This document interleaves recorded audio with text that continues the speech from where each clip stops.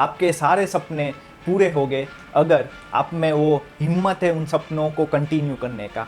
मेरा नाम बंटी परसाणिया है और इस वीडियो में मैं आपको बताऊंगा 2023 का गेट पेपर 2022 के कंपेयर में कैसे डिफरेंट होगा।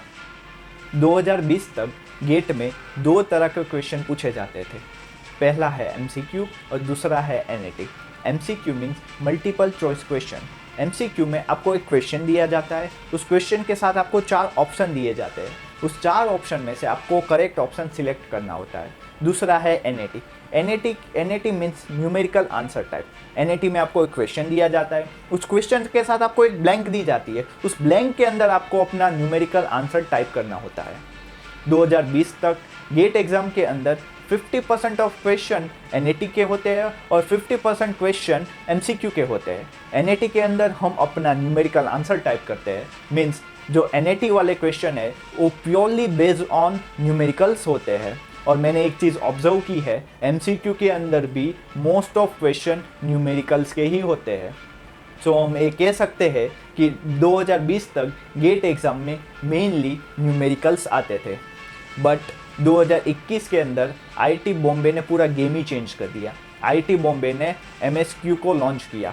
मीन्स अब गेट एग्ज़ाम के अंदर 3 टाइप ऑफ क्वेश्चंस आते हैं। पहला है एमसीक्यू, दूसरा है एनएटी और तीसरा है MSQ. MSQ means multiple select question. उसके अंदर क्या होता है कि आपको एक क्वेश्चन दिया जाता है, उस क्वेश्चन के साथ आपको 4 ऑप्शन दिए जाते हैं। उस 4 ऑप्शन में से एक भी सही होता है, कभी कभी 2 ऑप्शन भी सही होते हैं, कभी कभी 3 ऑप्शन भी सही होते हैं, कभी कभी चारों के चारों ऑप्शन सही होते हैं। इसलिए उसको मल्टीपल सिलेक्ट क्वेश्चन बोला जाता है, क्योंकि हम वहाँ पे मल्टीपल ऑप्शन को सिलेक्ट कर सकते हैं। अब मैं आपको कुछ डेटा दिखाना चाहता हूँ।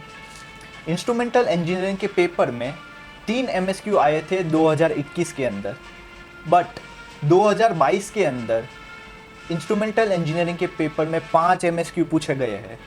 इसी के पेपर में 2021 के अंदर एक भी एमएसक्यू नहीं आया था, बट 2022 के अंदर 14 एमएसक्यू पूछे गए थे इसी के पेपर में। सिविल इंजीनियरिंग के पेपर में 2021 के अंदर एक ही एमएसक्यू आया था, बट 2022 के अंदर सिविल के पेपर में 7 एमएसक्यू आए थे।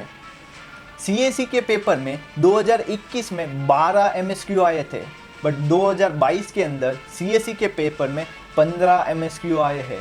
इसका मतलब ये है, इस डेटा को एनालाइज करके हम ये चीज़ बोल सकते हैं कि जो एमएसक्यू है वो 2021 की कंपेयर में 2022 में ज़्यादा आए हैं। सो हम एक बात को भी प्रिडिक्ट कर सकते हैं कि 2023 के अंदर भी और उसके आने वाली गेट एग्ज़ाम के अंदर भी जो नंबर ऑफ एमएसक्यू है वो ज़्यादा आएंगे। सो हमें एमएसक्यू के अंदर भी फोकस करना होगा। मैंने एक और ऑब्जर्वेशन किया है कि जो एमएसक्यू वाले क्वेश्चन होते हैं वो मेनली थियोरेटिकल बेस होते हैं। 2020 तक गेट के अंदर मेनली 2 तरह के क्वेश्चन थे, एनएटी और एमसीक्यू, और वो क्वेश्चन मेनली न्यूमेरिकल बेस थे। बट अब गेम पूरी तरह से चेंज हो चुका है। अब एग्ज़ाम के अंदर ज़्यादा एमएसक्यू पूछे जाते हैं।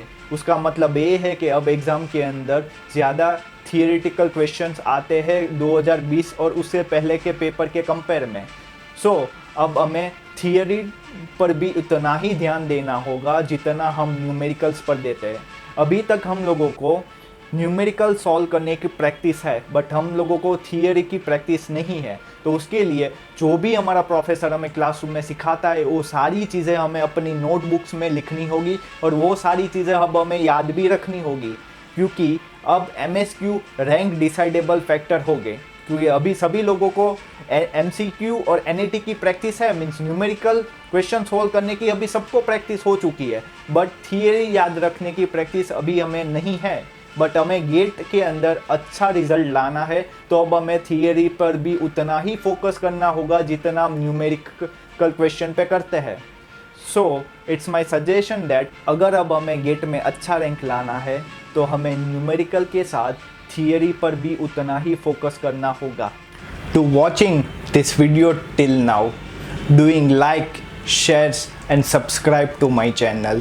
I am so humble and grateful to you.